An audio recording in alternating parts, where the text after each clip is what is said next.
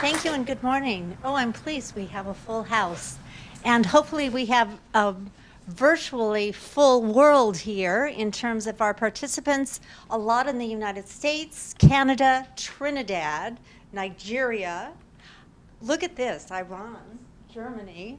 We are really making our way around the world in our global community and our dedication towards excellence, educational excellence, and letting other people know how they might improve their techniques and by incorporating the latest trends in psychology around the world.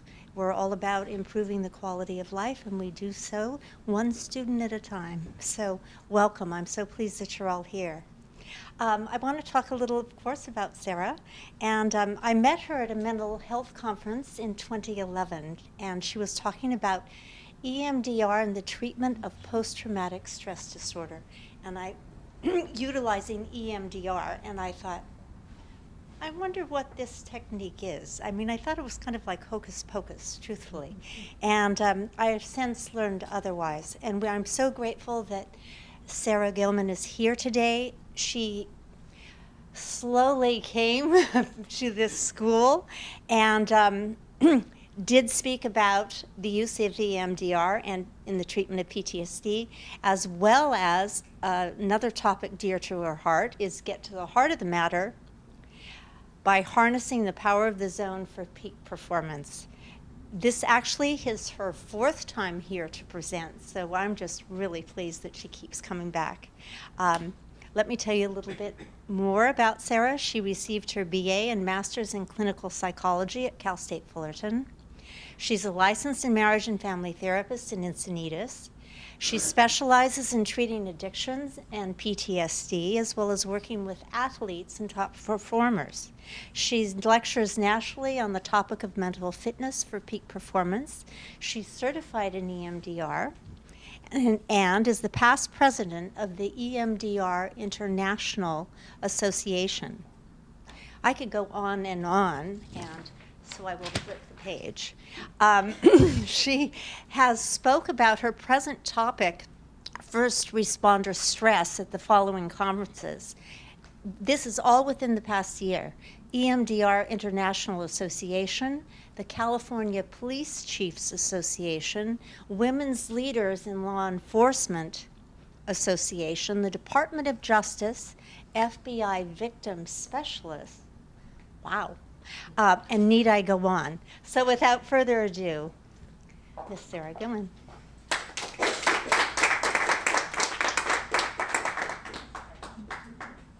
So today we have a packed full lecture, lots of things to explain and share with you. We're going to talk about who are these first responders and what is first responder stress? How is it different than some other post-traumatic stress symptoms? We're going to talk about the 3 top ways to intervene with our wonderful first responders in terms of peer support programs, education, and counseling. We're also I'm going to give you kind of the tip of the iceberg of a couple evidence-based treatments in regards to treating first responder stress. And then, as Tom indicated, we will have a chance for some Q&A at the end. So now, I grew up with 4 brothers, and I have 2 sons. It is very rare that I get to hold a remote. So I don't always know how to use it, but I just want the global community to see I have a remote. So you might wonder, how in the world did you get started in this passion that I have for treating and helping first responders? In the early 90s, I moved out to a rural community in San Diego where there was a volunteer fire department, and I was asked if I would like to join. I was so excited. Little did I know that I'd be in the firefighter academy statewide, going to EMT school, and I had already been a mental health professional in my practice for 8 years. So on I went, and after training, if you don't know about volunteer fire, if the equipment has been launched, when the call comes out, then you head to the site, you head to the incident. And as the call went out one night in the middle of the night for a 6-passenger plane crash, I kind of got excited. Now, I know to you that might sound odd, but if you're a first responder, you know you're about to get challenged for all your training, and you might make a difference in someone's life. So I grabbed my equipment, and I headed to the scene. As I got there at staging, the fire trucks, everything was set up. And the truck was being loaded with those of us who were going to drive the mountain road to the crash. But I noticed something very strange. The veteran firefighters were leaning against the truck. Hoses were out, everybody was ready. The rest of us got on the truck to go up to the mountain road. As I got up there, and I thought it was odd that they seemed so relaxed, but I figured I was a rookie. I was just excited. And got up to the top of the mountain. 6-passenger plane crash. There wasn't much recognizable of the passengers. We did what we could, and we headed back down the mountain. I noticed the veteran firefighters were still leaning against the fire truck. However, when we caught eyes, I now knew what they knew that I didn't know when I headed up the mountain. And I had just joined a club that still to this day, 25 years later, gives me chills, because that was one of my first calls. So about a month later, it's Saturday, we're training and it's lunchtime. We break for lunch and we're watching TV in the fire station. And up on the screen come 6 headshots of the people that were in the plane. This is 30 days later. One firefighter fled out the back door. Another went to the bathroom and threw up. I sat frozen, and I didn't have the remote, and I couldn't move. Another firefighter was scrambling for the remote to change the channel quickly. And the captain came in and ordered us all outside to continue training. Now, as a mental health professional and a woman, I wondered, why is nobody talking about what just happened? I couldn't understand it. And I learned very quickly in this culture, you do not talk about it. That's the whole point. You get up, you get back to training, and you learn from the last event. Now, did we all have PTSD? Probably not. By the end of this lecture, you'll be able to tell what was it that happened that day for all of us, that human connection of what we had just done and what we needed to do the month prior to be able to function after what we had seen. We're talking about this topic because in this country, every 18 hours, a first responder commits suicide. Ladies and gentlemen, this is current statistics. Current. The book, Emotional Survival for Law Enforcement by Dr. Gilman is a fabulous book. If you work with this population, you definitely want to get it. In many ways, he says, officers are winning the battle of street survival and appear to be fatally losing the battle of emotional survival. One of the things about this lecture today is I've packed full the slides because that's what you're going to have access to after we're done. There's a lot of information. I'm going to move through it quickly, so please just sit back and take it in because you will have access to many links and many resources as you move through your career in treating first responders. So let's talk a minute about what the statistics are saying about stress in law enforcement. Now remember, we're talking about individual occupational stress and the organizational stress in the business. Thousands of police officers are exposed to extremely stressful stimuli. We know that. And they're not immune to the physical, emotional, and psychological wear and tear of their stressful careers. What we find is setting up functional and appropriate and culturally sensitive EAP programs in agencies can really have an impact on reducing the negative impact in the career. And much of the responsibility in setting up these programs is with management. And when you educate management, then you can help your officers and your first responders to get the help that they need. And help comes in 3 forms, and I'm going to repeat this many times today. Education and training, peer support programs, and counseling. 75% of police officers are either left or lost their careers a few years following a critical incident. So the occupational critical incidents, this is hazardous stress. Correlation exists between exposure to a critical incident and stress disorders, like anxiety disorders, panic attacks, depression, and PTSD. Let's look at the prevalence for a moment. The prevalence in our general civilian culture for PTSD is about 3%. Police officers are estimated to be 10 to 30%. And these are tough people, you know that, right? The increase is over 34% following occupational critical incident. Now, over 87% of law enforcement experience at least one critical incident throughout their career, and it often happens in the first 2 years, so not with a lot of experience. And over 66% of officers involved in a shooting experience distress that begins to look like post-traumatic stress disorder. The significance of both the organizational stress and the on-site, boots-on-the-ground stress is huge. And when programs are set up for first responders, there's stress reduction.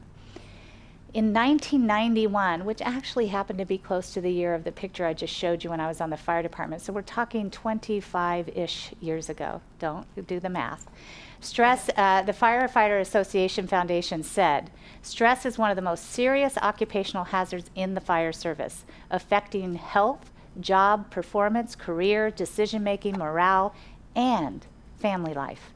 Emotional problems are, as well as problems with alcohol and drugs, are becoming increasingly evident. High rates of attrition, divorce, occupational disease, and injury continue.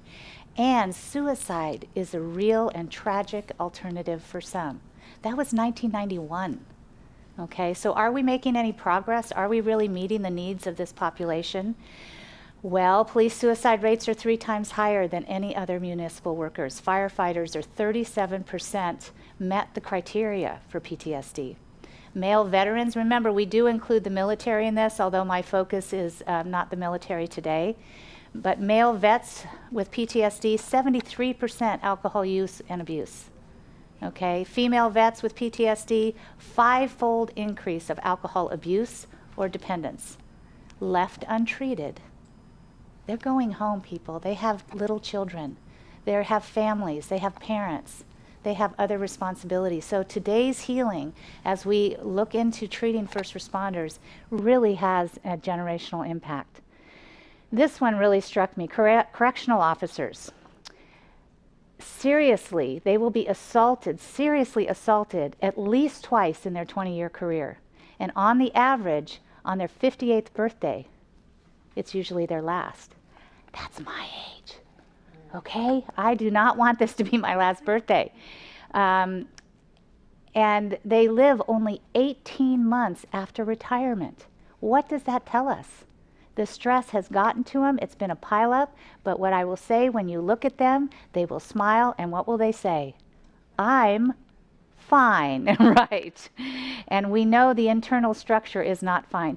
39% higher suicide rate in the correctional officer, higher divorce and substance abuse than any other occupation. Who signs up for this? Yale University School of Medicine in New Haven. Does that town sound familiar? Yes, your hometown. This research was done, this survey was done prior to the Sandy Hook shootings. Please keep that in mind. 150 officers were surveyed, 24% reported PTSD, 9% reported depression, a 19% alcohol abuse, over 46% sought mental health services. But 53% didn't. Why not? Because they said they're worried about confidentiality and the negative career impact. The good news is those that sought treatment said mental health services are better than the past.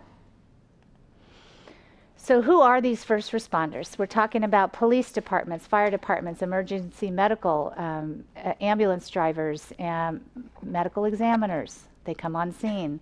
FBI, CSI, crime scene investigators, 911 dispatchers, emergency room professionals, mental health professionals who do emergency work, Red Cross, chaplains, military. We're talking about a big group of people.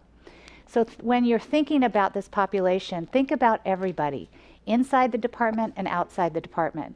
Keep in mind there are officers, there are records people that look at the data over and over again. There are dispatchers and evidence technicians. There are senior volunteers. I don't know if you've met them, but they're amazing. Peer support people. And outside the department, people get assigned to outside assignments, joint task force with other departments, undercover agents, extended leave if they've been injured, or suspensions if there's been some kind of altercation. And then there's health issues. Remember, these folks are identified by what they do. And if they're out on a health issue, what's happening to their self-esteem? What's happening with those depression symptoms? Who's paying attention? We'll talk about that a little bit. How about the non-SWAT administrative stress? You have records people, and a little earlier somebody saw this and they said, wow, I relate to those pictures. But what they're doing is they're in the environment and they're needing to fill in the pictures of what their first responders, boots on the ground folks are doing, right? And they have to see the reports and they have to support them and they have to get the first responders what they need. But when you say, how are you doing? They say, I'm fine. My job in life isn't that important. It's not that bad. Look at what they do. So there's always this minimizing of the amount of stress. Not too long ago in the fires in North County, San Diego, I was at a command center and the fires were ripping through our coastal towns. And I was at the command center. I was ready to take some topical maps down to the command center on the street. And it was 1 o'clock in the morning. And the IT people, we love our IT people, right?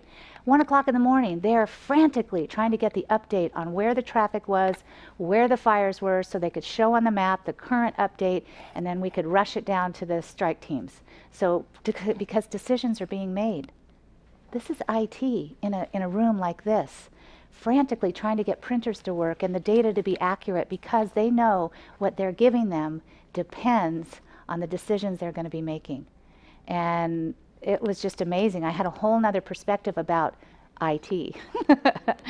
We love IT around here at Cal Southern, don't we? They're the gurus. So right now I'd like to show you a trailer of a movie that's coming out called Code 9. Code 9 in the lingo means officer needs assistance. And just sit back and get a sense of, from their mouths and their hearts, what are these officers going through who have suffered? When I grow up, I want to be a police officer. When I grow up, I want to work for the FBI so I could go on secret missions. I want to be a police officer so I can keep people safe. Because they're brave and I can help catch criminals. I want to be in a position of authority. Because girls can do it too. When I grow up, I want to become a police officer so I can become isolated. I want to be a police officer so I can have nightmares. I'm so sad all the time. You can't just toss me aside. I don't understand what's happening to me. I'll never be the same. Disassociated. Suicide. Suicide. I'm not a piece of garbage. Help me. Help me.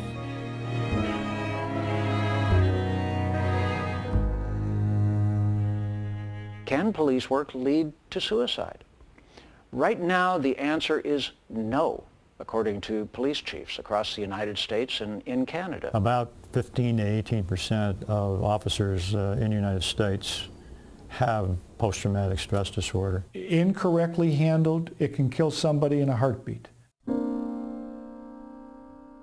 You tend to have visions come back. With me, I call it my slide projector. And some of us only have 1 or 2 slides in that projector.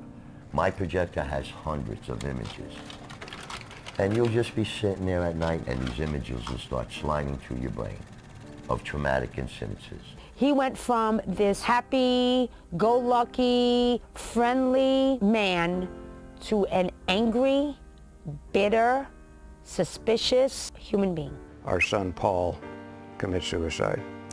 And he was a 14-year veteran in the Davis Police Department. He had integrity and he was well respected. I was very proud of him. And not for the way he died, but for the way he lived. I've served in the military, I've deployed, spent a year in Bosnia, and I've had numerous friends who have been involved in Iraq and Afghanistan who are also police officers, and I've had them tell me straight up that as difficult as combat can sometimes be, in their minds, police work is even more difficult because combat is a set amount of time that ends, and being a cop is normally a 20-year career. I continued having the nightmares, I continued having the flashbacks, I continued having the anxiety. I would go for walks and get lost in my own neighborhood. The day they walk into law enforcement, they enter probably one of the most caustic work sites on the face of the earth. But stress doesn't kill you. Trauma does.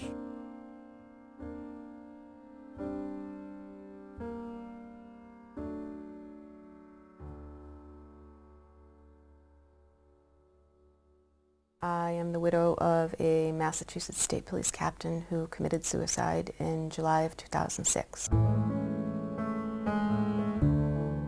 They took me to Boston City Hospital where he was in the emergency room after being run over by a bus and trapped in his car for 45 minutes. It's a vision I'll never get out of my head. He healed physically, but emotionally he deteriorated. He was so looking forward to retiring, to relaxing, fishing, hunting, vacationing, just all the things that retirement is supposed to be like. Well, that's not what happened. The judge called me into her chambers. She says, he needs help, honey. He's suffering from PTSD. Everything started to make sense. He wasn't a crazy man. I knew that this wasn't the man that I married. This was not the person that I met.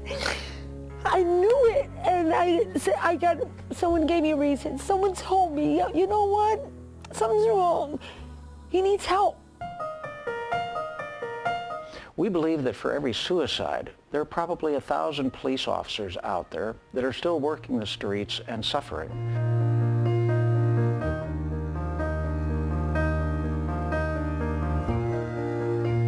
I've seen police officers get injured physically, and the support is always there. What I've come to learn is if you come down with something that's psychological, that support doesn't exist. You got to know that there's nothing wrong with you, that it's not dishonorable, that it's nothing to be ashamed of. It doesn't make them crazy, it doesn't make them weird, and it doesn't make them weak. Not at all. These are strong, brave men, and they need to remember that. Don't feel like everybody's going to look down at you. If anything, it probably takes more guts to ask for help than it does to just try to bear through it and deal with it. You're not alone. We're all going through it. And it doesn't make you any less of an officer, any less of a first responder to ask for the help and to get it. If you're not willing to get help for yourself, then get it for those people that you love.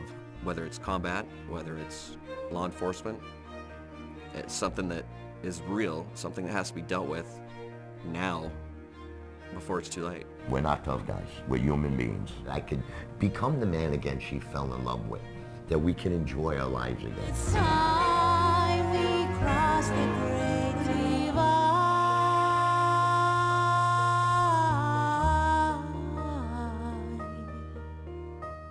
I want to go up to the car.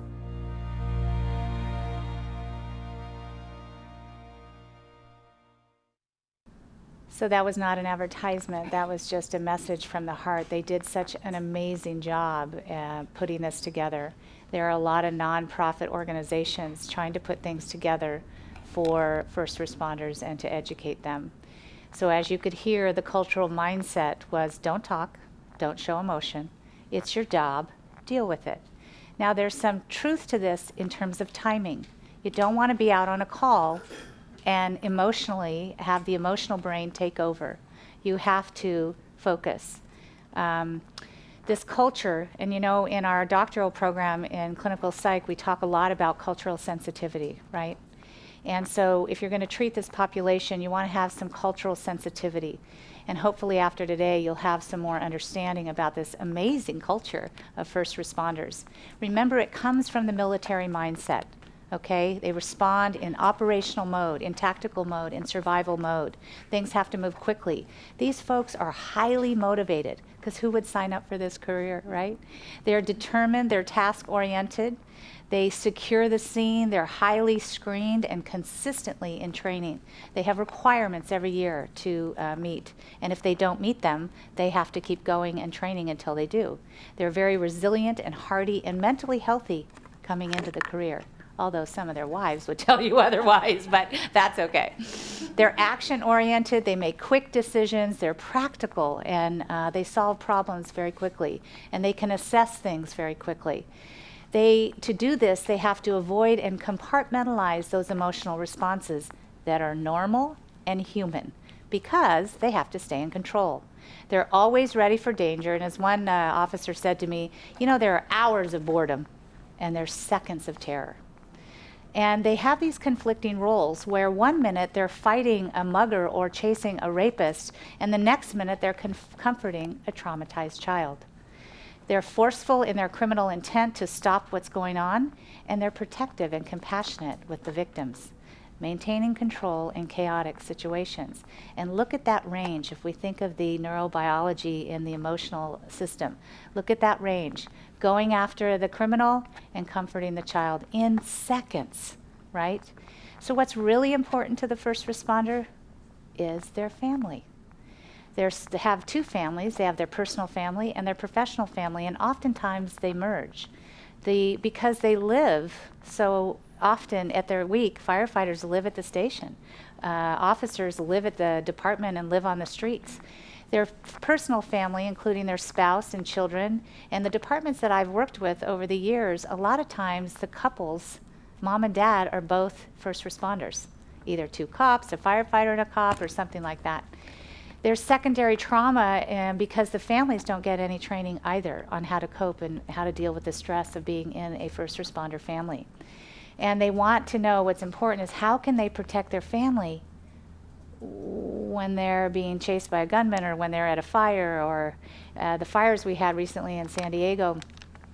One of my jobs was to make sure that all of our first responders' families were okay, so that they could focus on what they were doing. Quite a task. Now, their professional family is their squad, their partner, their team. They risk their life for each other every day, every day. And they have to know that that person that they're with, that squad that shows up, that team, that other engine, is going to do what they would do for them. So they risk their life, and they know that that family at work really understands them. There is a code. There is an understanding. And the goal is to get myself and them home safely. The veteran firefighters that day I went to the plane crash knew that I would never be the same when I came off that mountain. They knew something, and now that I know that. This culture is made up of Stoicism, depersonalization, and derealization. So this is taken from a dear friend and colleague of mine, Robbie Adler-Tapia. Dr. Adler-Tapia wrote a chapter in a book, and again, these references are later in the lecture, in early mental health interventions for first responders. She talks about the defense mechanisms that first responders develop to stay doing what they're doing. The first is Stoicism. There's an expectation to not be impacted by the job. And this can often result, and maybe you've seen it, in some pretty inappropriate humor, okay? But it's not inappropriate in the culture, okay? It can seem cold to other people. The next is depersonalization, experiencing the event but feeling like it's happening to someone else, okay? Now in psychology we'd say, oh, what's wrong with these people? These are fundamental coping mechanisms so they can survive. Then there's the derealization, experiencing the event but feeling like it isn't real. Now they don't really know that that's what they're doing. They've just developed these coping strategies. However, over the years, the habitual use of these can be responsible for some delayed PTSD later. And we'll see how that happens. This hypervigilant biological roller coaster, think about it. The adrenaline, the cortisol, the focus, and then get calmed down, and then again, and then again, and then again. It's repeated exposure for years. One veteran said to me, who's now a cop, well, you know, when I was in Iraq, I knew I was coming home. I'm a cop, and this is my career. I go to work every day. There's no end to it. Off duty, they're kind of tired and detached, and then they just say, well, you know, this is just the way we are. This is the nature of my business, so we'll shake it off. And there's no real awareness. Here is the lack of training about the potential stress problems that are developing. And in recent, say, 3 to 5 years or so, what we're really looking at with this population is what has been coined to be post-traumatic sleep disorder. Now let's think of this from a neurobiological standpoint right now. Just give you some stats. Losing only 3 hours of sleep. Now, I know we're all students, so you know this could apply to us too, okay? Losing only 3 hours of sleep is able to impair driving ability, to maintain speed and road position at an alcohol level of 0.05. 20 hours of wakefulness will cause impairment at a 0.10 blood alcohol level. This is 2 times the level of most states in the United States. Chronic sleep disturbance, we might call that shift work, before a traumatic event can increase someone's risk of PTSD significantly. Wow. The effects of this sleep deprivation on shift work, now we're also we can kind of add here physicians and nurses and some other shift work. Shift work's been linked to sleep deprivation for EMS responders to increase rates of injuries and medical errors. Anybody get tired and make silly errors?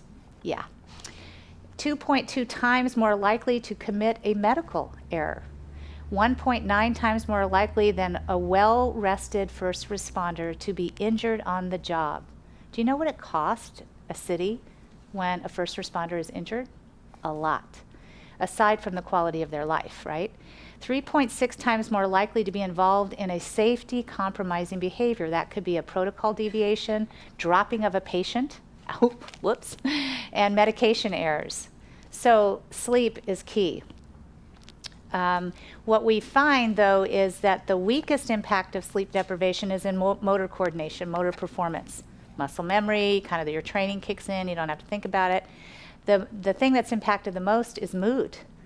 What's interesting is what does this mean in terms of the consolidation if we're sleep deprived? How are we consolidating memory? How are we reprocessing things that come in? Well, we're doing that in an impaired fashion. Greatest killer of cops is vehicles. 29 in 2015 and in this study, and weapon-related incidences were 18. Once the body is fatigued, there's loss of coordination, there's accuracy response time problems, and a problem gauging distance. If sleep doesn't come, now this is for all of us, if sleep doesn't come, then in an effort to gain the rest, the body will go into these micro sleep modes, and it's unpredictable of when it shows up. So that can be pretty scary. So the new description in some ways in this population of post-traumatic stress disorder, and Dr. Robert Stickold out of Harvard, who's a well-known psychiatrist and neuroscientist, he says it's not a memory dysfunction, it's a breakdown in the sleep-dependent memory reprocessing that's normally brought on with REM sleep. And a little later we're going to see the link with REM sleep and EMDR therapy. In the education process, I work with first responders and I talk to them about really what is post-traumatic stress. In the military now, they're starting to use PTS before they diagnose with the D, the disorder, post-traumatic stress, to help normalize and reduce the stigma. So that is one change that's happening. I like to tell first responders that when you're exposed to overwhelming stress in situations over and over again, it's like the system gets on overload. And it's not something you're doing, it's something that's happening. Now, this wouldn't be a university lecture in psychology if we didn't speak about the DSM, right? So I'm covering all my bases, Dr. Grimes. The person is, let's look at what the DSM says about defining a traumatic event as a stressor. So the DSM, the Bible says, the person has been exposed to a traumatic event in which both of the following have been present. Number one, the person has experienced, witnessed, or been confronted with an event or events that involve actual or threatened death or serious injury, or threat to the physical integrity of oneself or others. Number two, the person's response involved intense fear, helplessness, or horror. Well, that is the first responder's job description, isn't it? And remember, in the DSM, it says 0 to 30 days, that's acute stress disorder after the incident. 31 days, it becomes moving into what potentially is PTSD. And at 120 days, those memories are crystallized into long-term memory. So I will say that sooner than later, sooner is better to intervene with stress management tools, peer support, and counseling. And I love this slide because I love to be able to help someone understand that PTSD isn't a character flaw. PTSD isn't what's wrong with you, it's about what happened to you. So again, looking at the professional stress of what goes on. This is another one of those slides that's too full for data, so I don't want you to look at it. I just want you to listen. Use your auditory processing as I read this report that was written after an incident. Remember, the incident can be done, job well done, they go back, they have to write reports. They're seeing it and living it over and over again. Ready? Use your auditory. 67-year-old female on the bedroom floor, police officer doing CPR, cardiac arrest. Patient husband said she was conscious but not alert 20 minutes before he found her in bed, not breathing. Called 911 dispatch, coached him to pull her on the carpeted floor and start CPR, relieved by first responder police officer. Only recent history is being sick with a cold, high lipids, back pain, hydrocodone, other meds, blood pressure medicine, and statin meds. Found patient pulseless, apneic, pupils fixed and dilated. After 2 minutes, CPR found a systole and minutes apart with and a systole through all subsequent rhythm checks.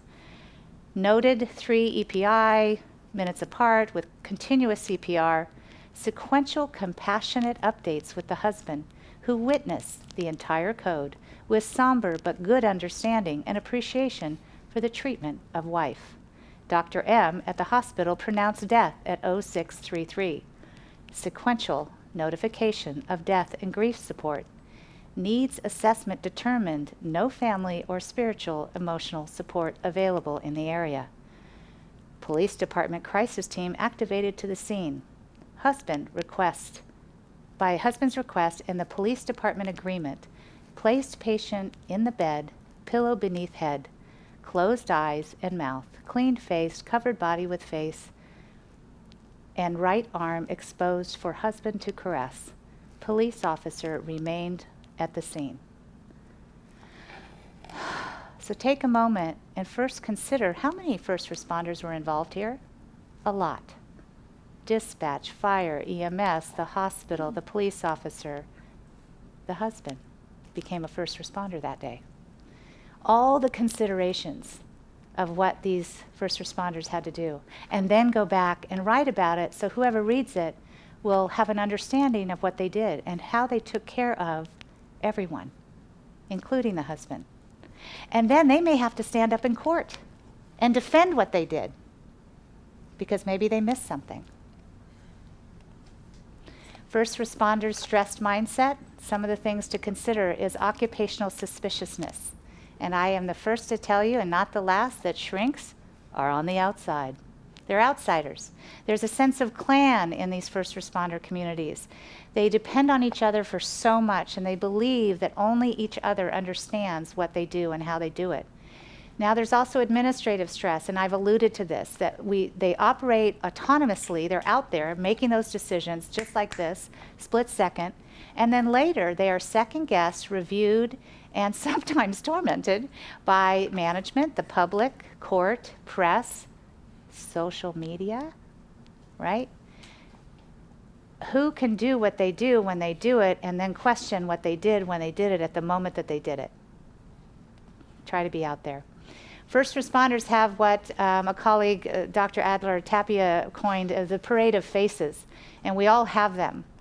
And remember, this is the download into the nervous system. The tough ones are the calls and the cases that linger in the parade of faces in our memory.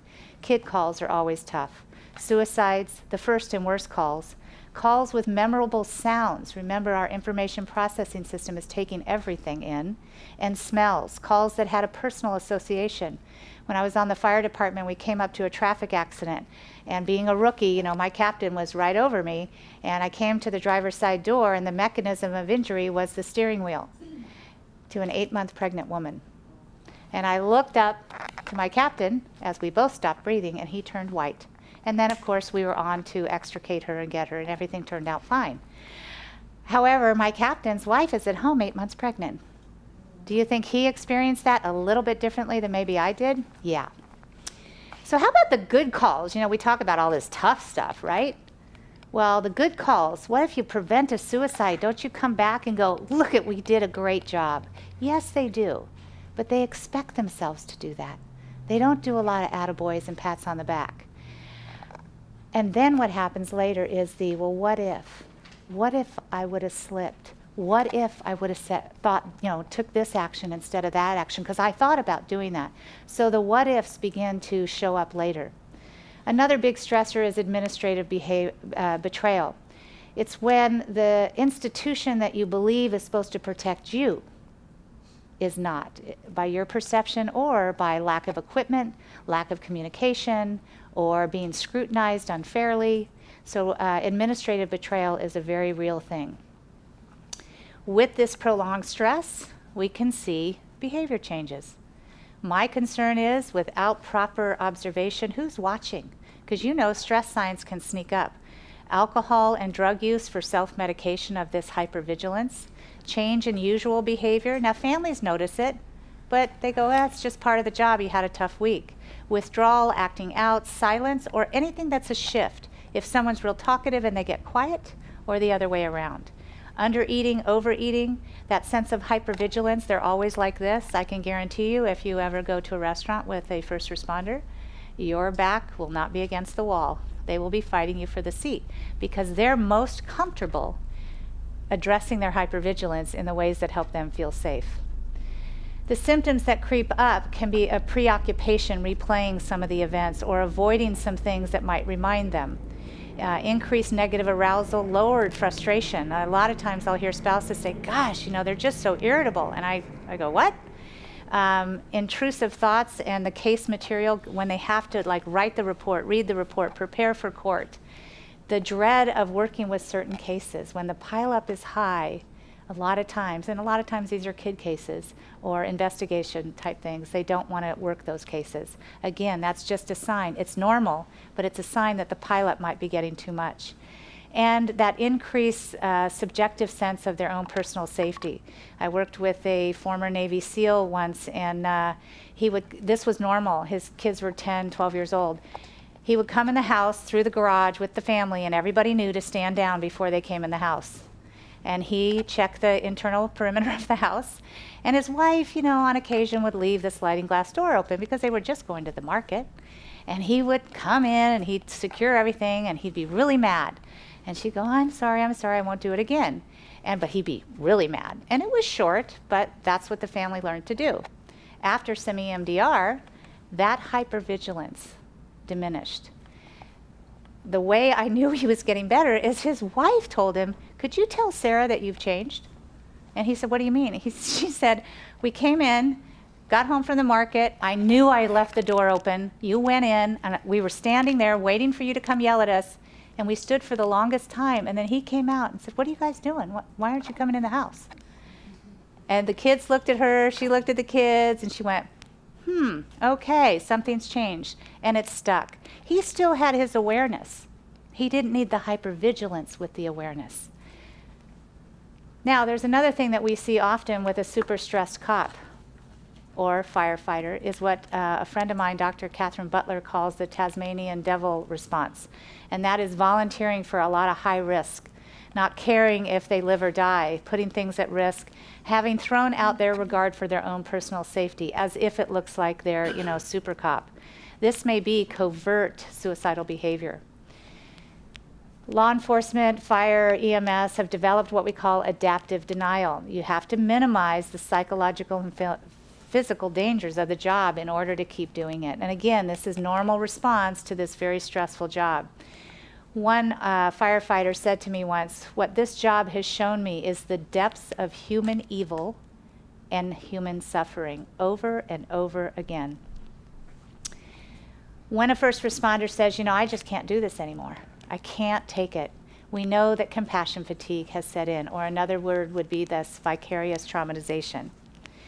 This phenomena is normal. We want to normalize it for them. They will get it at some point in their career. It's what we do about it that will help or hinder them. So we normalize it. We talk to them about it's a soul weariness. Mental health professionals, we get that. We understand that. It results from doing business with the intensity and the fear and the human suffering. I'd like to talk for a moment about a specific first responder because they are one of the most underserved and under-recognized in all first responders, and that is our 911 telecommunicators. We call them the first responders. And this is just a screenshot of somebody who called in. I don't know, we made brownies and I think we're dead. Time is going to by really, really, really, really slowly. So dispatchers have their own fun things that happen, right? However, we call them 911 call operators. This is the lingo. 911 telecommunicators, or most of us know them with the term dispatchers. In 2010, there was no official recognition that 911 dispatchers are also at high risk for PTSD. They've been underserved and under-identified, and they are psychologically on scene, and I'm going to show you this in just a minute. Roberta Troxel, if you want some more research about the dispatchers, please look up her information. And one dispatcher said, you know, I handled the call just like I handled all of them, but when I finished, I went to the bathroom, vomited, and then threw up, or then I took the next call. And that's their shift. So what I'm going to show you, again, sit back, watch, and pretend, act as if you are the dispatcher in this situation. And just notice what you notice about your response. All right, Christopher, let me get your phone number and then I'll let you go, okay? So my number is 425-555-2121. All right, so if he comes back, if you see anything change on scene before our officers get there, just give us a call and let us know, okay? Engine 44 dispatch. Kenny? Bye-bye. Yep. You sure that guy Engine could be left 44, in go the ahead. red truck? Just disconnected. I'm pretty sure. Let me check the playback. Copy that. Engine 44 out of service, mechanical. He's been in here before. Hey, Kenny? Hey, someone had to leave the floor. Can you go into the queue and grab some calls, please? Yeah. Medic 131's around. Yeah, he said it was an older red Ford pickup. Dispatch copies, Medic 131 on scene, second medic. Control for command. Command, go ahead. Extrication complete. Copy that, extrication complete. Radio, this is Kenny. Hey Kenny, this is Sergeant Erickson. Are you guys busy there? Oh, you know, always doing a little something. What can I help you with? Oh, it seems we're having an issue with my mobile unit. Do you think you could see what my GPS location is showing right Can you now page the for it? trauma doc to the phone for my drowning call? Yeah.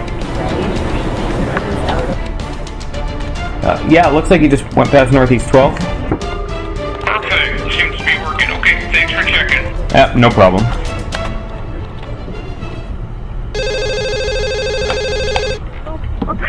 Nine and one emergency. My friend just passed out on the trail and I don't know what to do. Okay, which trail are you on? We're at Swan Lake on Union Hill. Okay, do you know what city that's near? 35 on dispatch too. Yeah, Redmond. Okay. How old is she? She's not. Engine 35, go ahead. old. She's 12, okay. Every once in a while she's gasping for air though. We need to start CPR. I'm going to give you instructions, okay? Alright, okay. Copy that, in quarters. Okay, I want you to get her flat on her back, okay? On the ground, alright? Okay, you guys, I know you're scared. You're doing a good job. Now I want you to kneel by her side. Hey Mark, I paged your trauma doc. Units en route to the cardiac arrest. This will be off the Swan Lake Trail. Now you're going to put your hands on the center of her chest, right between the two nipples, and put your other hand on top of that one, okay? You're en route for a 12-year-old female, unconscious, not breathing. I do have telephone CPR started. Now I want you to push down as hard as you can, like you're pumping on the chest, okay? And I'm going to count with you, okay? Let's do this. Push, push, push, push. 1, 2, 3, 4. We know that location. We are just Can you count for me so I know you're doing it? 3, 4. 1, 2, 3, 4. 1, 2, 3, 4. We have the paramedics. Okay, good. Defibrillator on her. Perfect. Okay, good job, sir. I appreciate your help. Reported southbound on Highway 99. Can you give me more info on that call? Hey, Leith, I need you to monitor this police channel 9. It sounds like it's turning into a pursuit. That reported party? Fire dispatch, all units are on scene. We just got a pulse back. We're going to be transporting emergency to Harborview with the medic. Copy that. You have a pulse back at 11:02. I'll show you en route with the medic to Harborview. Can you give me more info on that call? Just another call. Closing fast on the vehicle that matches the description. That reported party. 911 emergency. Do you need police, fire, or medical? I wish you could see what I saw while I was watching you watch that. Let's all take a deep breath. Seriously, let's take a deep breath. Let's get our pulses back as we were holding our breath, watching people do their job. And just notice what you're noticing. If we were in a format where we could actually have some dialogue, we'd get some interesting feedback, wouldn't we? Let's just do a little bit. What happened for you while you watched that? Was feeling overwhelmed, Mm-hmm. anxious, concerned. Yes, he's saying thank you. feeling overwhelmed, anxious. Now they're asking me to do more than one thing. I couldn't be a dispatcher. Oh my gosh, right? Yes, what were you feeling? I was just thinking, how are they going to get all those voices out of their heads? How are they going to get all those voices out of their heads? I'm going to show you. Okay, yes. Just watching that for like a minute was stressful enough. I can't imagine doing that 8 to 12 hours at a time, 4 to 5 days a week. Yeah, 4 to 5, 6 days a week, getting called in on the off hours, right? Well, thank you. And so anybody here and anyone out there think that they could be a dispatcher? Not me. That's why I go in and try to just help them feel better, right? So often unrecognized and underserved. There's some excellent research out there that talks about telecommunicators and how much they do suffer. Over 24% suffer from post-traumatic stress in a survey. And they're identified over 54% in another study reported obesity and symptoms of a diagnosis of major depression. And where does that stress go? Yeah. What is unique to the dispatchers is there's a memory download, and some of you experience this in a matter of moments. Their brain must fill in the pictures. They're not boots on the ground, are they? Oh, yes, they are. They got to fill it in, right? There's a very tense room tone. Could you feel it? I mean, yeah. And they can't leave. They don't get to leave. They don't get to drive around a corner after a call and go, I think I'll just go sit at the park for a minute. They must rely on technology. I'm worried about a remote. Imagine what they're worried about if their technology doesn't cooperate, then their officers are in danger. Their firefighters are at risk. They take this very seriously. They are very responsible human beings. The current life stressor calls, again, the fires that we had not too long ago, I happened to be in the dispatch center for a little while, in and out, and as I was standing there, one of the dispatchers looked up at the TV monitor so they can see what the news is saying, and she watched the cul-de-sac going up in flames, and she believed in that moment it was her parents' house. Now, it turned out it wasn't, but Southern California, a lot of cul-de-sacs look the same, and the car was out front. I mean, there were a lot of quick indicators, and I saw her go like this as she was on a call. Okay, imagine.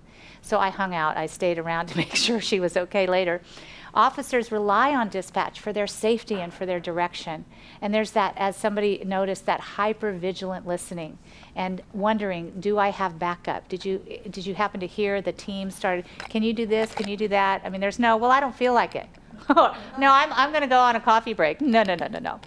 And then there's no closure. Okay, they don't always know what happened. Now, in a lot of departments, if dispatch is central in the department, officers or firefighters will cruise by or give them a call and say, hey, this is what happened. But we've been training them to do that because they so appreciate it.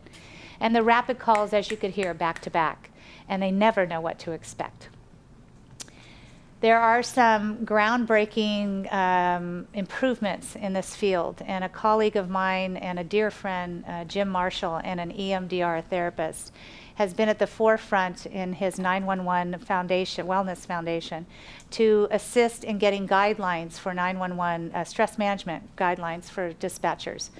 And again, you're going to have this for your own resources. What's number one? Training in stress management. We must teach them what to recognize, what to look for, and then what to do on a regular basis to manage that level of stress that you just noticed.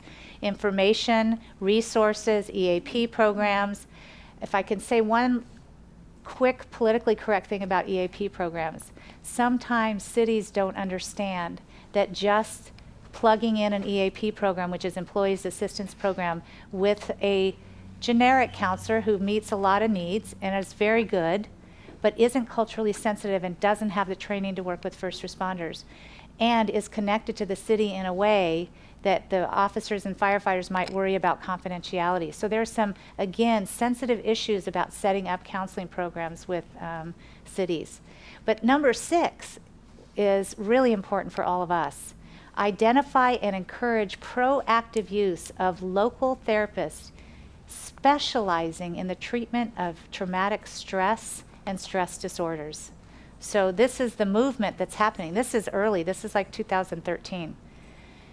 The proven methods with first responders to lead a healthy life. Remember, there's 3: education and training and stress management. peer support, and critical incident debriefings.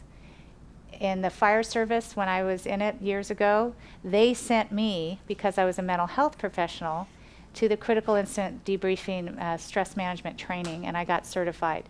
I would encourage all of you, if you are interested in treating this population, definitely go get that certification.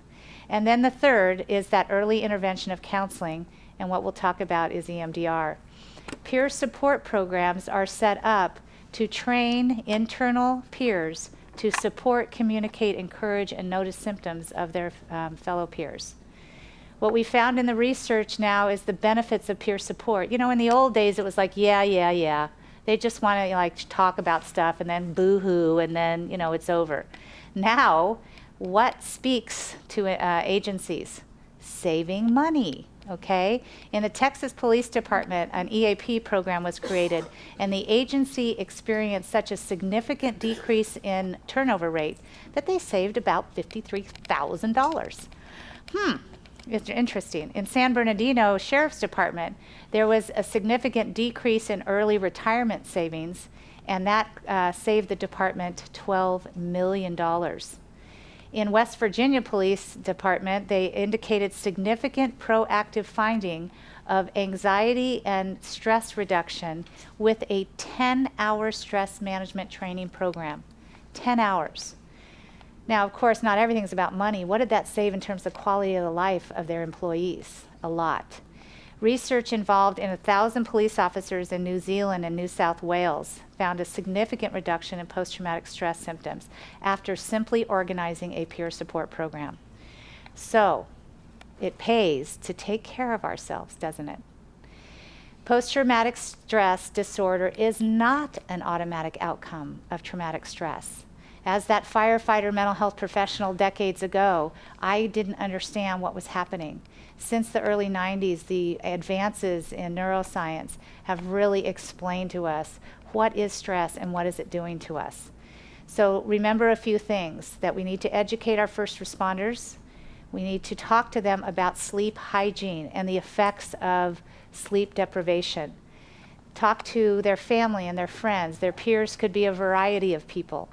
And if you can't shake it and something's not passing, whether it's a thought, an image, a voice, auditory, and you just don't feel like you have the oomph, if they're telling you that, then send them for the reboot, send them to counseling. And remember, don't ask them how they feel, because what are they going to say? I'm fine. Be aware that they're going to be suspicious of you as a mental health professional. They are more afraid of us than they are afraid of a criminal with an arsenal. Trust me. Now, how to approach them? You say things like, tell me what happened. How is this experience impacting you? What kinds of reactions are you having? Begin to the education process of normalizing whatever they're saying is a normal reaction to the unique type of stress that they're under. And to support their spouses, and also to support that dichotomous role that they have, that conflict where they have to be peace officer and crime fighter all at the same time. This is an assessment that my colleague Dr. Butler developed so that she could help them see where are the stressors in your life and how impacting are they on you right now, so that they can get a flavor of their whole life. Okay, and again, this is in your PowerPoint. You can use this. You can also give them a very quick, nothing in depth, post-traumatic stress brief screen. More than anything, this is for talking points to help begin to educate them about what they're experiencing and to give you as the mental health professional a signal of how serious is this looking.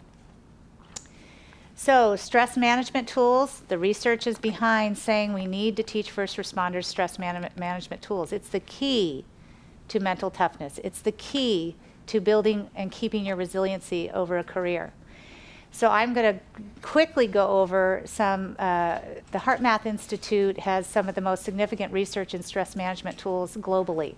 And I will quickly go over that. There is another lecture, as Dr. Grimes indicated, in the master lecture series that I did that has a lot more information about HeartMath and the heart-brain connection. So the heart sends 60 times the electrical voltage to the brain than the brain does to the heart. The heart is said to be the regulator of emotions. How interesting is that?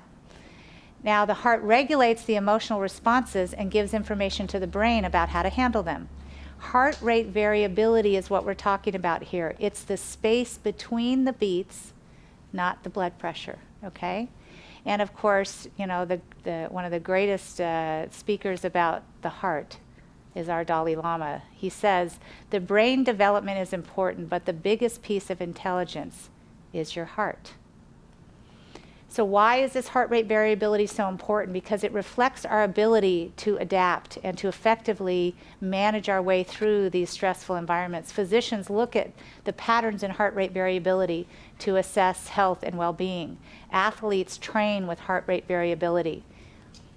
And this is what it looks like very briefly. The top is that incoherent, what we call an incoherent pattern in the heart rate variability. It's the stress response. Okay? The bottom is what we call heart rate coherence. We also call this the zone.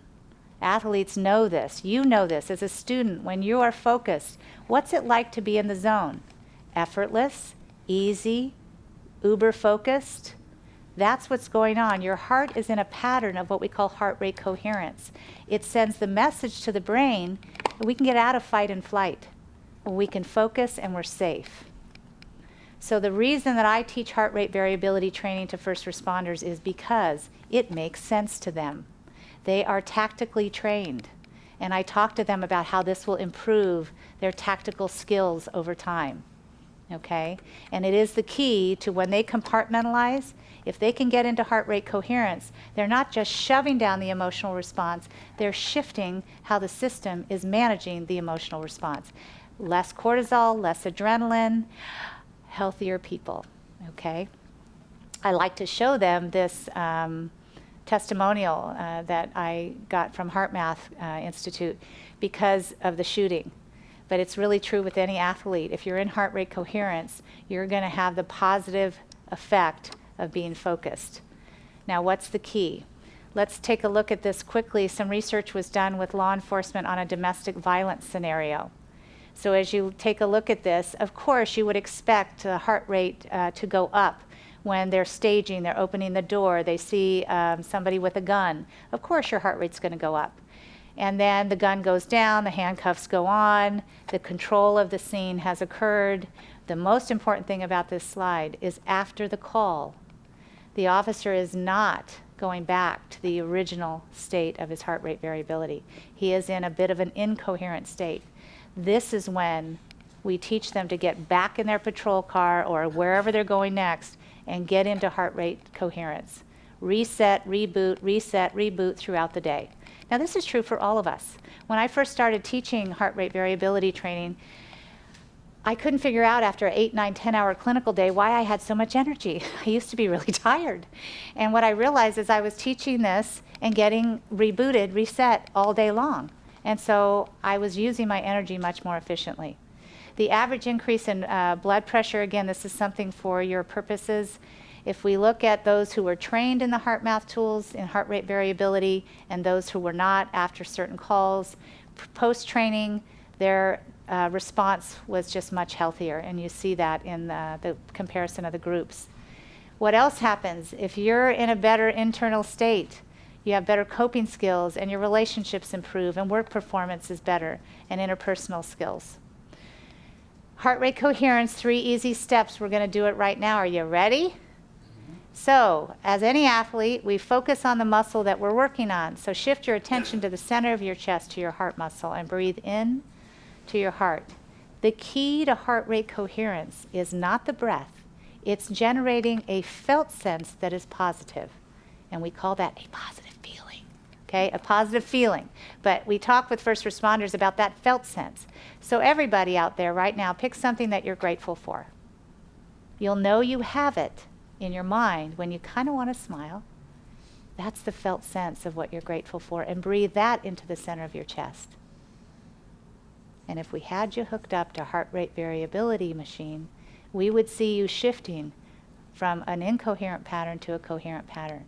And you do this for 30 seconds to a minute or 2 or 5 or 10. And you're gonna take that muscle, that heart muscle, remember it's a muscle, and you're training it to be in heart rate coherence. So you're getting in what I call heart rate variability fitness, and that makes sense to the first responder. How do you get them to get their feel-goods? You talk to them. That's what we do, about their best calls, and you make a list. And what did you think about that? What did your body feel like when you went through that? And it may be a call or it may be something in their life. Oftentimes my first responders bring up about their dogs. And that sense of humor, okay? I scream, you scream, the police come, it's awkward. Laughter will get you into coherence like that, which is why intuitively first responders have this culture of pretty twisted humor, okay? Because it helps. 3 steps: education and training and stress management, peer support, and mental health resources. So we're going to take this last part to talk about a mental health resource that is near and dear to my heart in the last 25 years. You can see that the currently recommended treatment modalities for PTSD, evidence-based, is EMDR, CBT, exposure, and stress inoculation. So this is Operation Restore. This is simply a news clip from Tampa, Florida. I want you to see what this police department did and the utilization of EMDR therapy. Witnessing graphic accidents, crimes, and tragedies are just part of being a first responder, but those traumas take a toll. That's why today Tampa police officers are uncovering and dealing with emotional wounds that don't always heal on their own. The murder of Tampa Police Corporal Mike Roberts in 2009 traumatized his family, friends, and the community. His fellow officers also carry the scars. That night will never go away. Sergeant Paul Mumford was first on the scene and confronted the suspect, Humberto Delgado, who fled, leaving Mumford to tend to his mortally wounded corporal and friend. For years, he struggled with feelings of guilt. But a first responder's post-trauma training held at the Franciscan Center in Tampa helped Mumford make peace with himself. No matter what you did, it wasn't going to change the outcome. I was able to start the total healing process.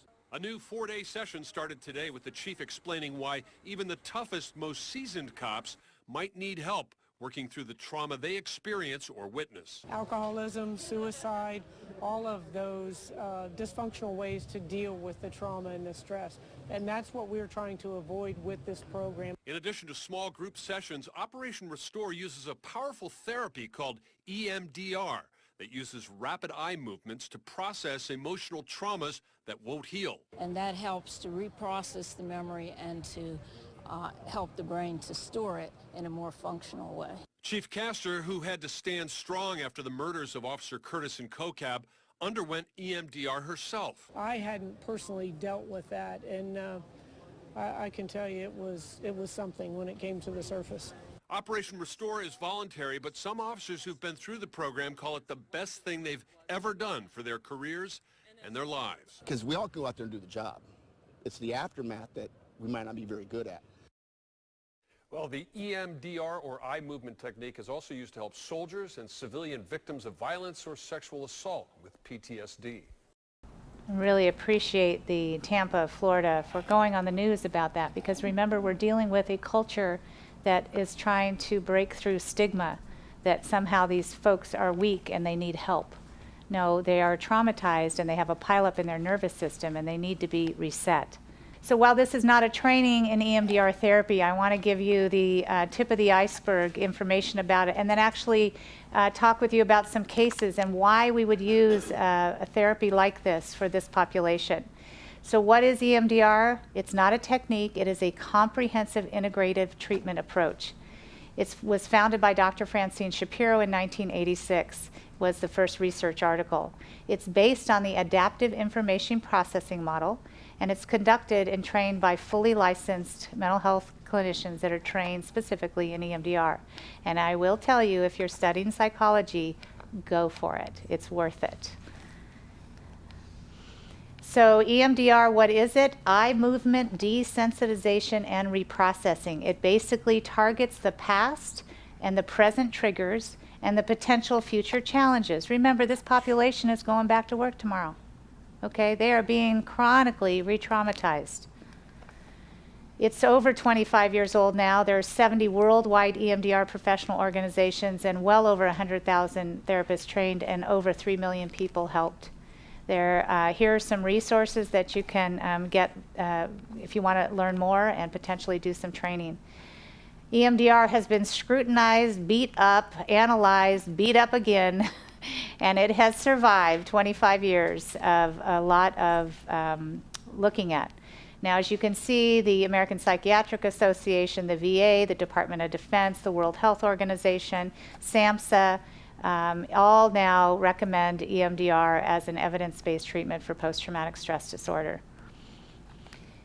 Adaptive information processing model. If you say that to a first responder, they're going to go, huh? If you say that to a lot of clinicians, they're going to go, what? What's that? Let's just briefly talk about, we are the supercomputer. We have a brain and a nervous system. And information, data comes in, and we are incredibly resilient human beings. However we were created, it was brilliant because we have a way to maintain resiliency and file some of the most awful information in a place that helps us keep going. But sometimes that information can get stuck or shattered or not have time to finish the processing. And what did we say earlier about REM sleep? REM sleep is our innate wisdom of how we do process and file this information in a healthy way. If that is disrupted, we have the potential of not filing things very well. Unprocessed information can show up as intrusive thoughts, avoidance, negative beliefs, and disturbing body sensations. EMDR therapy helps facilitate. We believe that the mechanism of why it works, one of them, is that it facilitates awake REM sleep activation to help the natural process of filing data. That's how I explain it to first responders, because otherwise it doesn't make sense to them. They don't have the training and the background in neuroscience that we do. This is a quick description. Stephen is a bicycle mechanic. The farmer's market, when the elderly man drove into the farmer's market in Santa Monica years ago. Stephen was the only civilian left inside the yellow tape at the end of the day of this horrific tragedy where many people died, because Stephen was a former military Gulf War veteran corpsman. Stephen knew what he was doing. And so the first responders let him stay in because they needed all the help they could get. And then Stephen developed some symptoms that looked like PTSD and got some help. Go ahead. Now, Laura Diaz, Harold Green, Byron Miranda with weather, and Jim Hill on sports. You're watching CBS 2 News at 11. Last July, Santa Monica, an elderly driver plows through the farmer's market. The crash killed 10 people, changed dozens of lives, and for one witness, triggered an emotional avalanche. The crash unleashed decades of repressed memories for that witness, a veteran of the first Gulf War, and he found himself suffering post-traumatic stress. In tonight's special assignment, CBS News' Linda Alvarez shows us one way the illness is diagnosed and treated. Post-traumatic stress is not always caused by war. It can be the result of several traumatic incidents that pile up.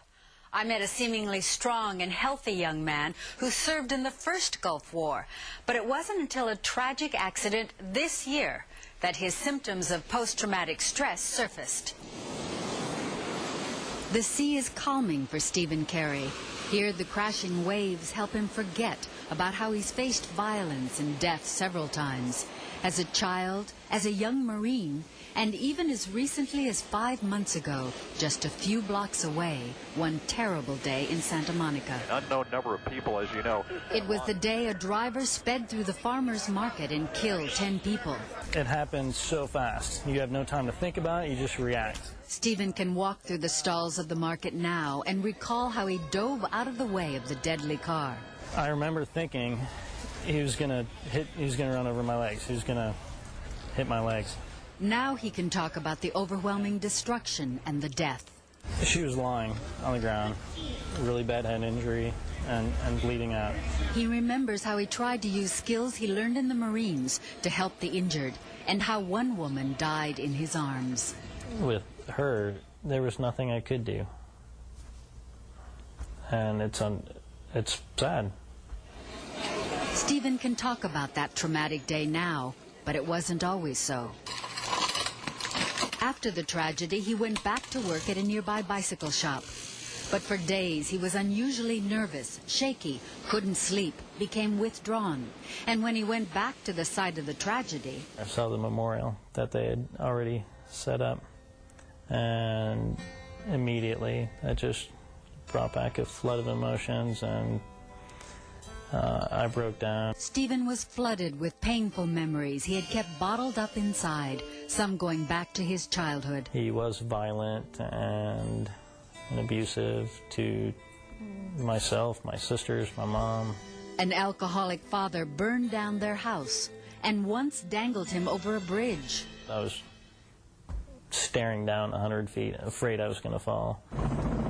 Stephen also faced death as a tank commander on one of the first units to cross the Kuwaiti border during Desert Storm. I remember they were expecting like 50% casualties by the end of day one. You thought you were going to die? Oh, for sure. Yeah.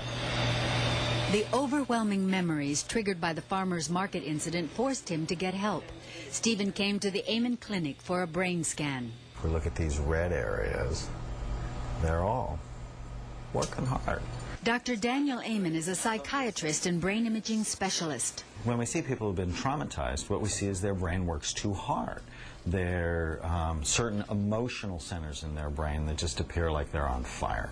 Dr. Amen says Stephen's brain shows all the signs of post-traumatic stress disorder. We need to get rid of all those triggers. The treatment Dr. Amen prescribes is EMDR, eye movement desensitization and reprocessing. This is Stephen's first session with therapist Sara Gilman. He follows a moving light, listens to alternating tones, feels impulses tap on his palms, all while he focuses on traumatic events in his past. There were so many people that I couldn't help. It's a painful process for Stephen, as the therapist keeps him focused on his feelings. Just sad. I wished I could have done more. One memory stirs up another. And where did your thoughts go? I was just thinking about my uncle. That was a firefighter. Gilman listens to Stephen's memory of his favorite uncle who died in a fire helping others and tries to guide Stephen to a better self-image. Perhaps your strong reactions and your fast pace helped as many people as you could help. Are those characteristics you share with your uncle? As Stephen hears her positive words, the EMDR stimulates both hemispheres of his brain and helps his nervous system reorganize his memories. And when you activate the area of the brain where the information is stored, then you can begin to move that information to a part of the brain that is more efficient in terms of its storage, so it won't produce then the negative consequences or symptoms of post-traumatic stress. Even after the first session, the brain scan shows an improvement. And after the sixth session, I'm definitely not as shaky. Physically and emotionally, Stephen is functioning better. After EMDR, revisiting the past no longer brings on the same symptoms of post-traumatic stress. I realize that there's a lot of things that I've carried along with me from the past that now I was able to let go of and put them where they should be, which is in the past. Stephen is doing much better now, but does plan to continue with counseling. EMDR is one of many treatments used for post-traumatic stress. I'm Linda Alvarez for Special Assignment. And now I'll explain to you a little bit about not only how it works, but how we apply it to first responders, and how Stephen was able to move past this. And we said before, remember, that it can take a single incident to activate the nervous system and pull up a file of data that has a lot of information in it. In EMDR, we call it the target. The target, that incident, was the farmer's market incident. The image that he couldn't get out of his mind was the woman down near the car. And as he looked up in his peripheral vision was the mass casualty around him, which of course reminded him, in his nervous system, of the war. The negative cognition we say in EMDR therapy is what he said to himself is, I let her die, I couldn't help her. The emotions that he was experiencing when he came to see me were grief, shame, guilt. And we use the subject's units of disturbance 0 to 10, like a pain scale. How disturbing is it? He said it was a 10 plus. He experienced that 10 plus in his body, in his chest, in his heart, and he was shaking, and he was tearful. The positive cognition, or the positive thought at first was, I did what I could. And the VOC is, how much do you believe it right now, 1 to 7? 7 is totally true, 1's not true at all. I did what I could. He didn't believe it. He was saying it. I said, come up with something positive. The memory linkages, which as a mental health professional, I could not have known. We don't have to figure that out because they tell us. It was the Gulf War. I thought she was going to die. I thought I was going to die. His uncle's death came up and the grief he experienced, that there was nothing he could do. And at one point, what I call the organic positive cognition came up of, I'm like my uncle. I jumped in and helped as many people as possible. I didn't tell him that. He came up with that. EMDR therapy has this amazing way of the person feels they are healing themselves, and that's exactly what's going on. What you didn't hear is that he whispered to me, I held her while she passed. I was there. Remember what he said originally? There was nothing I could do, and he felt so deflated. His body stopped shaking. He reported an expanding chest, and he said, I can breathe, okay?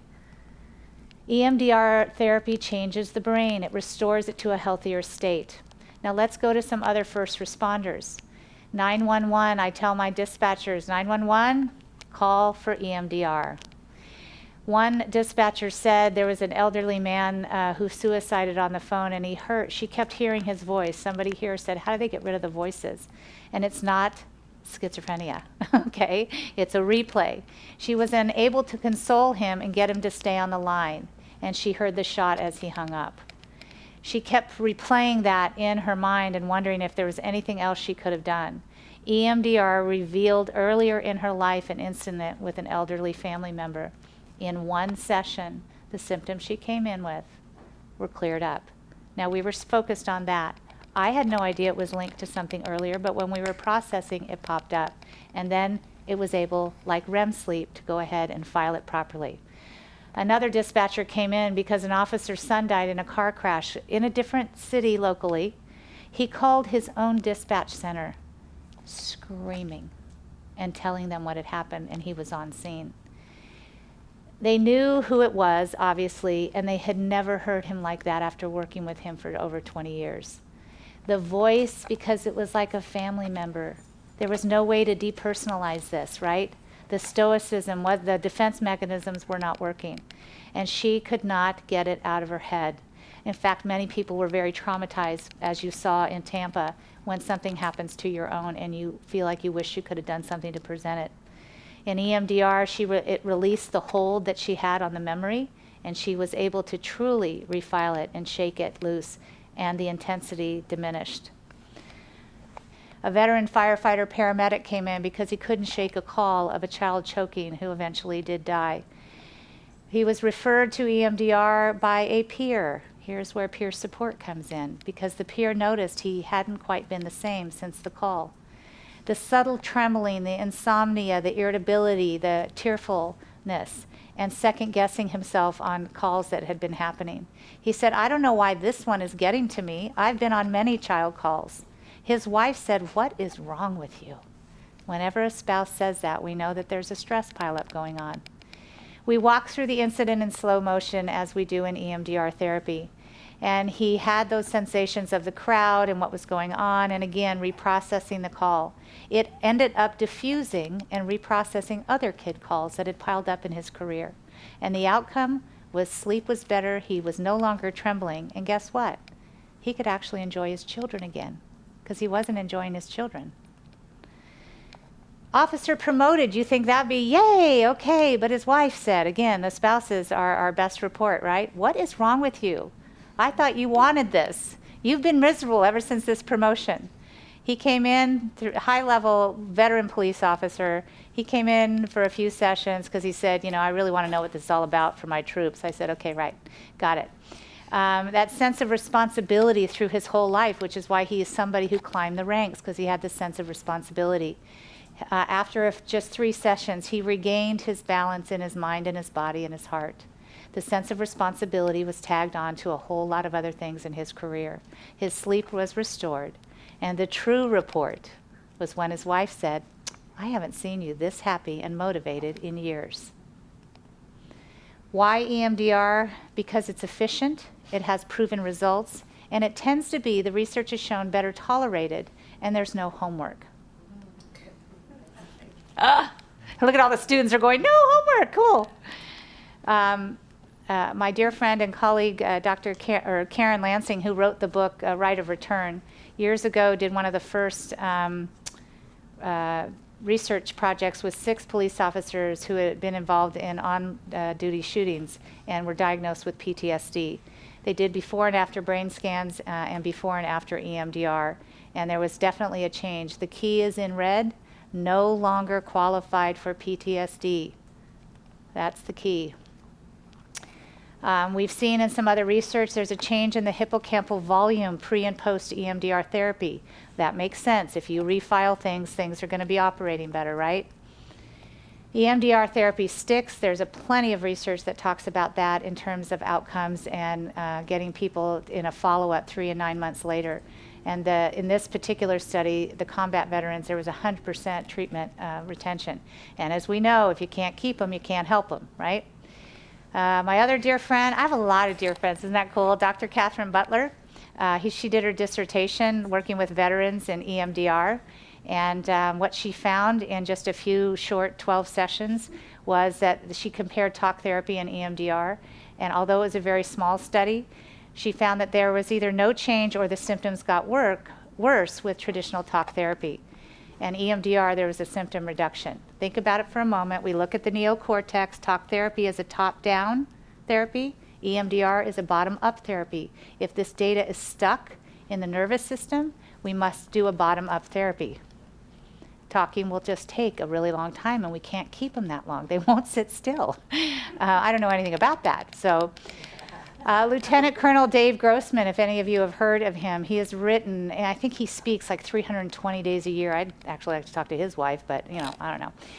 He wrote On Combat, The Psychology and Physiology of Deadly Conflict in War and Peace. He's written so much.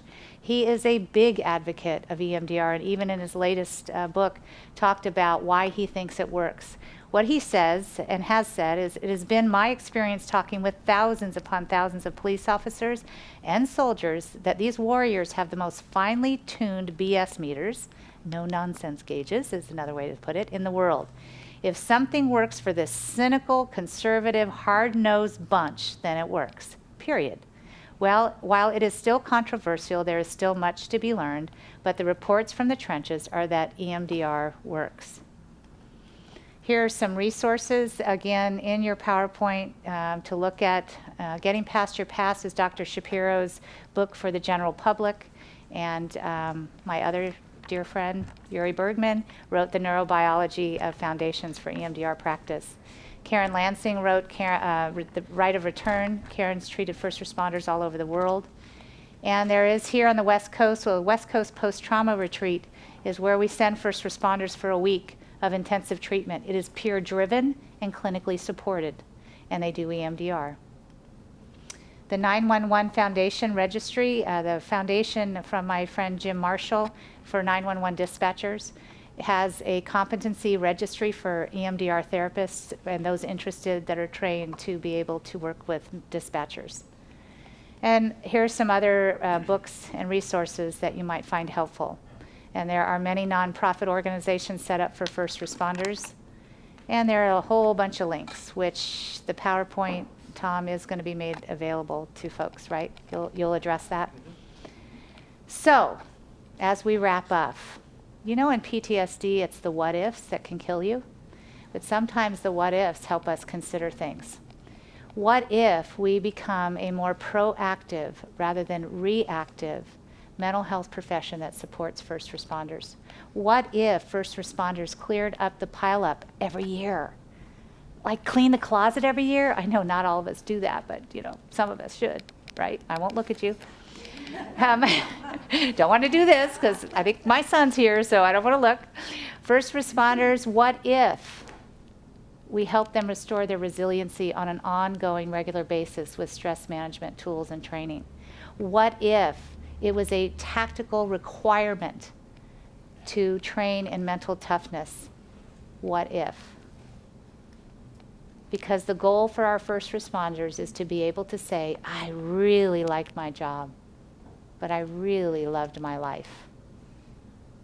Remember those correctional officers who don't live past 18 months after retirement?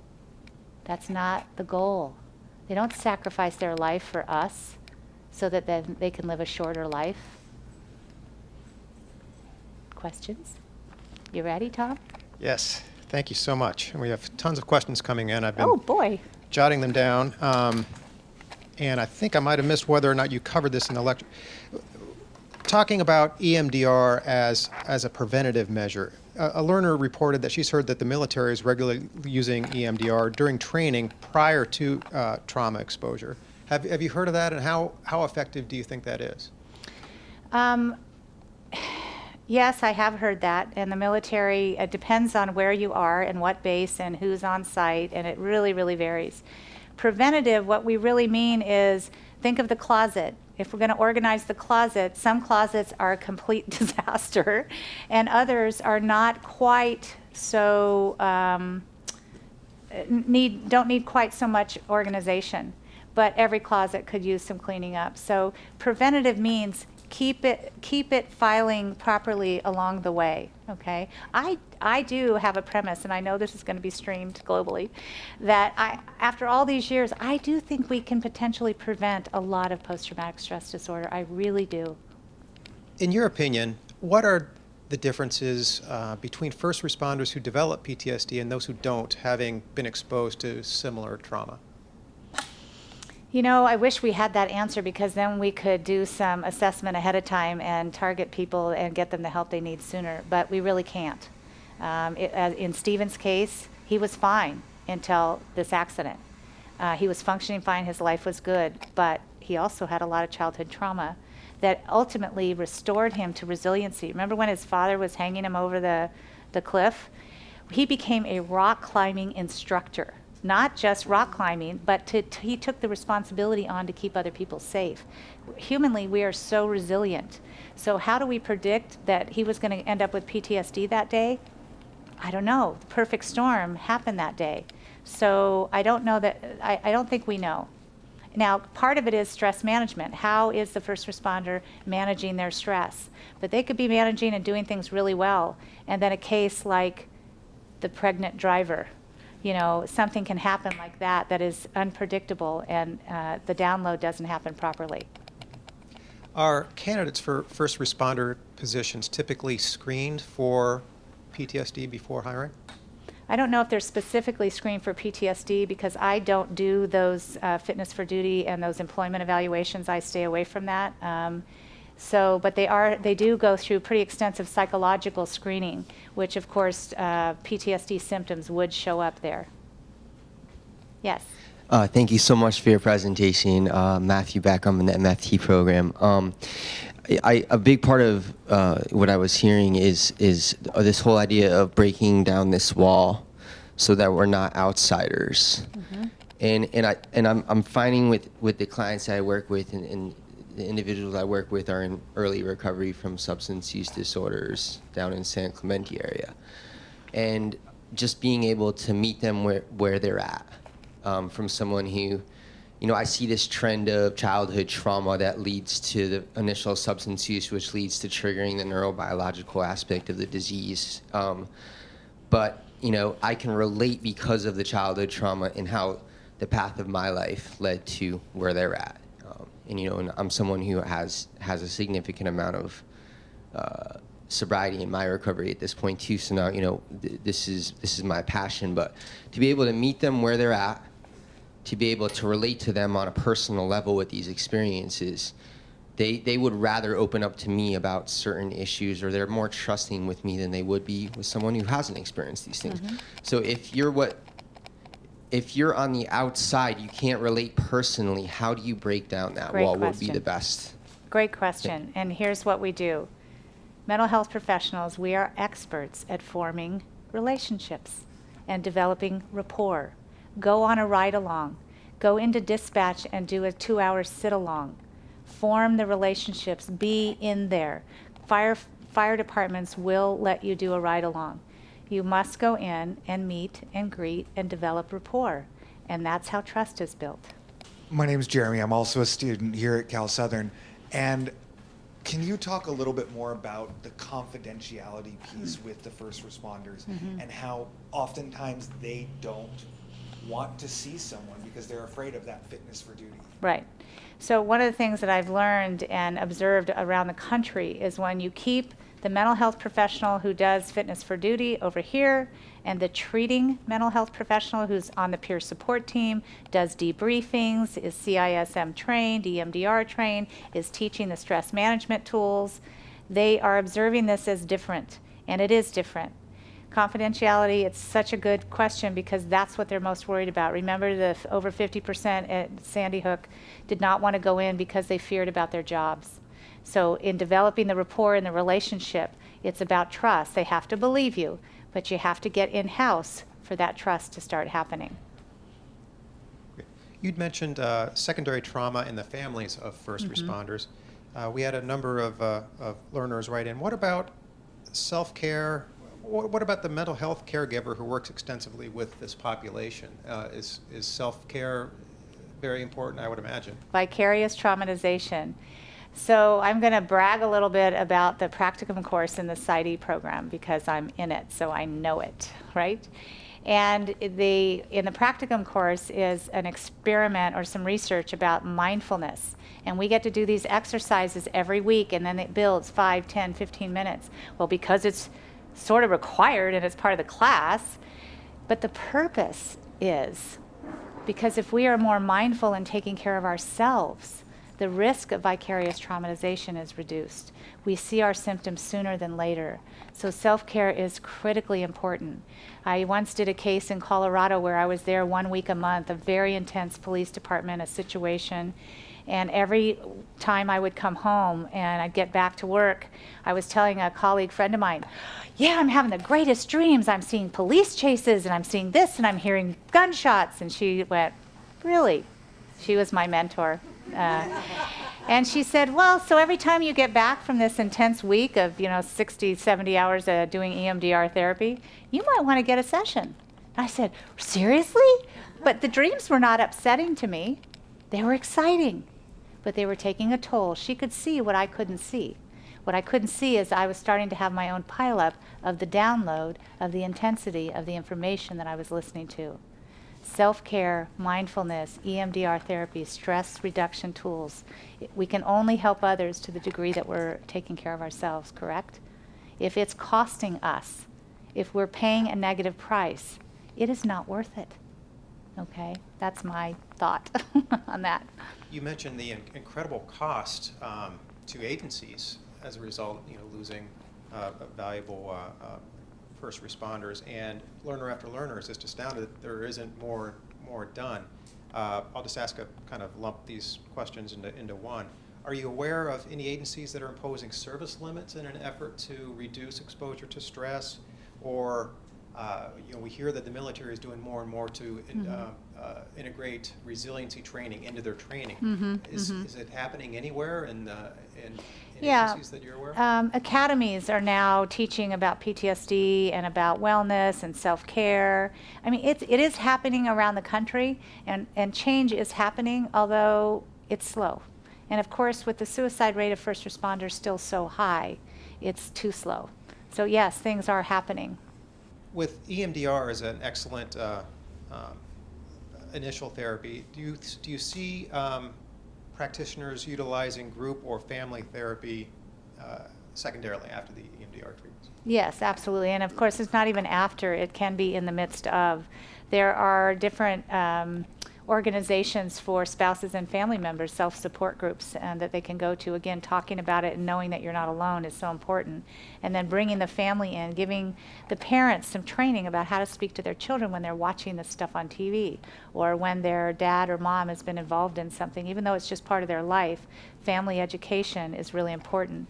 Some of the departments that I'm a part of in San Diego are doing an annual family night. And they bring in experts and they start talking about what is it like to be a first responder family. Same thing, training, education, stress reduction tools, and then some counseling. Just very briefly, can you talk a little bit about the importance of the different clinicians working with different members of a family to talk to each other so that they're all treating the same problem, even though it's from different angles? One of the things that we've developed in San Diego in my company called Coherence Associates is I've hired several different clinicians so that we can meet the needs of the first responder and the families. And it's not always the same therapist who's treating, but we're collaborating together to meet the needs of the younger children, the older children. And so, of course, we're all CISM trained, we're all EMDR trained, we're all heart math trained, so that we can be teaching the common language. And remember, when you're working with first responder in this population, there's a lot of acronyms. It's like a language. So it's okay to ask. What does that mean? What's code 9? What's this? What's that? Because they use these abbreviations all the time. The families already know what they are. So you can become an insider by respectfully asking those questions and then inviting the family to come in, either for education or counseling. And we're in the process now of writing some information for families about how to live with post-traumatic stress. You know, how to be some of the resources I showed you at the end of the lecture is about being a family and first responder stress. Okay, we're up against the clock, but before we go, a couple of quick items. Most importantly, Sara, thank you so much for a very engaging and very important lecture. Thank you.